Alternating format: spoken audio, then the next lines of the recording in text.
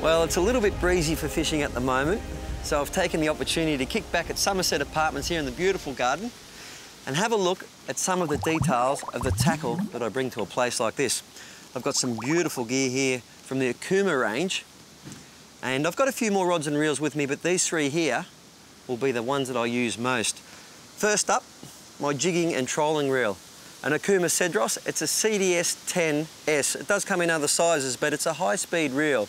So I can use it for deep jigging, but I can also use it for trolling, which is what I've got it set up for here. I've got it loaded with 80-pound Suffix braid and 80-pound Suffix Invisalign fluorocarbon leader. It's loaded on a 6-foot-long Selena 2 rod, which is rated to 15 kilos. And at the business end, I've got a Rapala lure. That particular one is a CD Rapala, a countdown. Comes in a variety of sizes and colours. Love the new metallic finish on those guys there. So I'll use that for trolling in the kayak if the wind's nice and steady and I can get the sail speed up to around about 6 knots and cover a lot of ground. So that's outfit number one.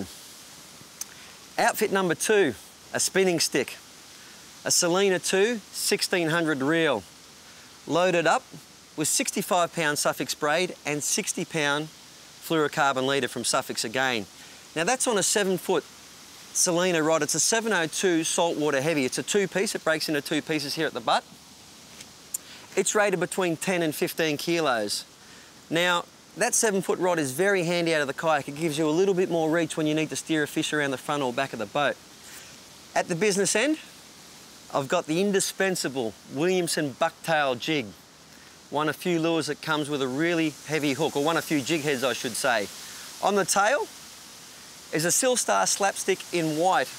A really good lure to have. Now, the beauty of that is, on some days, the fish really go for the lure, and I put a little bit of scent in the skirt. But if it seems like a day when they're going to be biting the bait, I can take that slapstick off the end there and slap on a bit of squid. Often I'll cut the squid to be the same size and shape as that lure there, so it's a two-way bet. That breeze is fairly up at the moment. I'm glad I'm sitting here in the garden. Now, outfit number three. I've got an Akuma Avenger 2 40 size reel. Beautiful little reel. I've got that spooled up with 30-pound Suffix braid and 30-pound Suffix leader.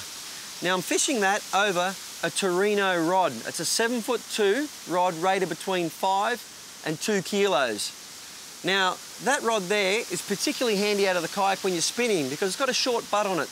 A short distance between the reel and the end of the rod, which means I'm not getting caught when I'm trying to cast to the left or right because of the long butt banging into my body. So I can cast left, I can cast right.